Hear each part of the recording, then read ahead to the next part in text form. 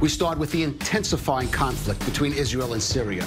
Earlier today, Israeli warplanes struck and took out a Syrian military anti-aircraft battery some 50 kilometers east of Damascus. According to the Israeli Defense Forces, this was after the Syrian forces targeted Israeli jets on routine patrols in Lebanese airspace. Israel has reportedly carried out dozens of such strikes in Syria over the past few years, but this clash was different, with Syria initiating the fire and Israel openly claiming credit.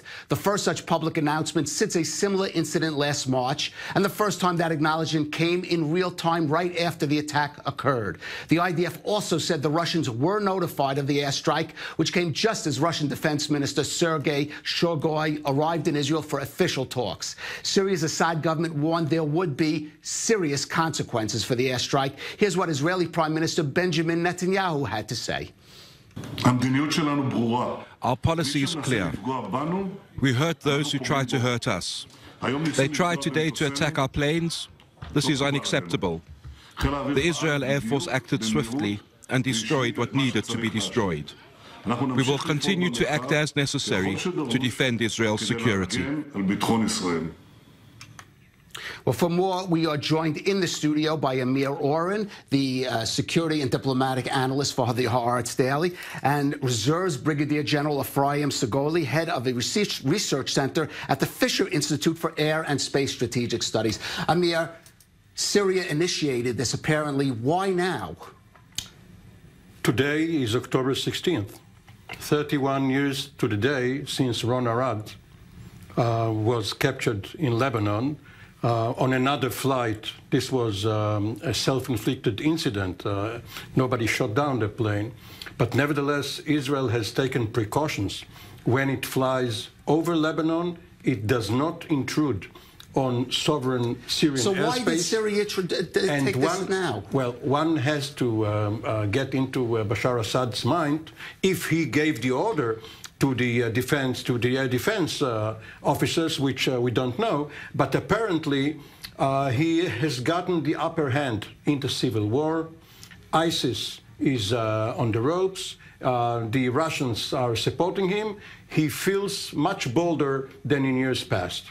Well, in that case, General Segoli, take us inside this air battle. This was apparently what's called an SA-5 air defense system, originally Russian in origin. How much does Israel have to fear from this type of air defense system? No, this missile is not new. It's an old, it was developed and it was operationalized a few decades ago. So that's not a real threat.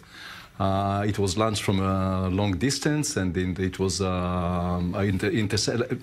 in March. You described the previous event in which it was intercepted. In this case, it was attacked. The same battery was attacked. So this is not a serious threat in this regard.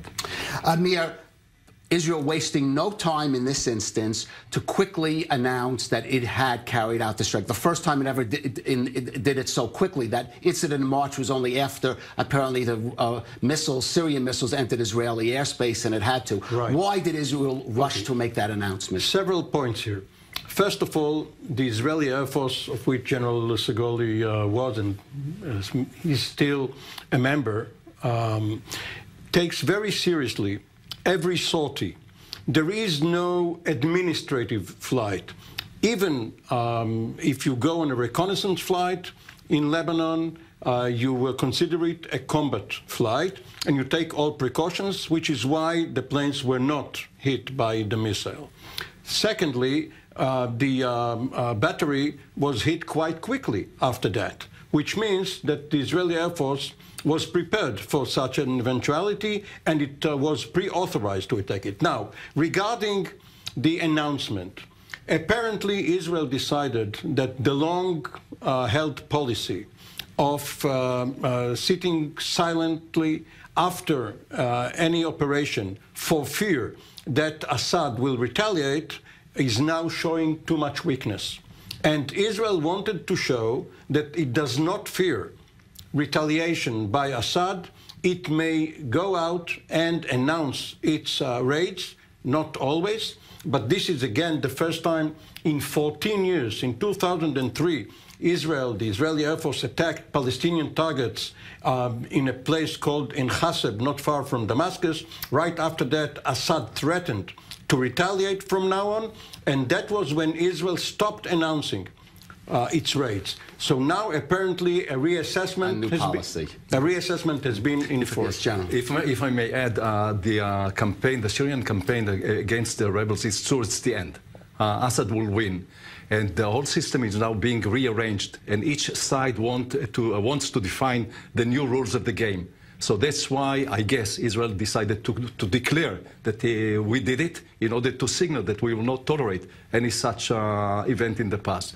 And Assad said what he said, and we'll see what he does if he really means. And the signal is also to the Russians, because one has to deconflict each mission there. And as Ephraim said, when the Syrian cake is now being rearranged, Israel wants a piece of it. Well, since we brought up the Russians, General Segala, you mentioned this older air defense system that didn't pose a threat to our planes, but we know the Russians have introduced more advanced systems, the S-300, S-400. Right. How much concern is that to the Israeli Air Force, and how could it deal with it? Okay, first of all, Israel has to be concerned about these advanced weapon systems, and besides, because they're deployed in Syria, but they defend also the system, the Hezbollah system in Lebanon, so we have to be concerned about it.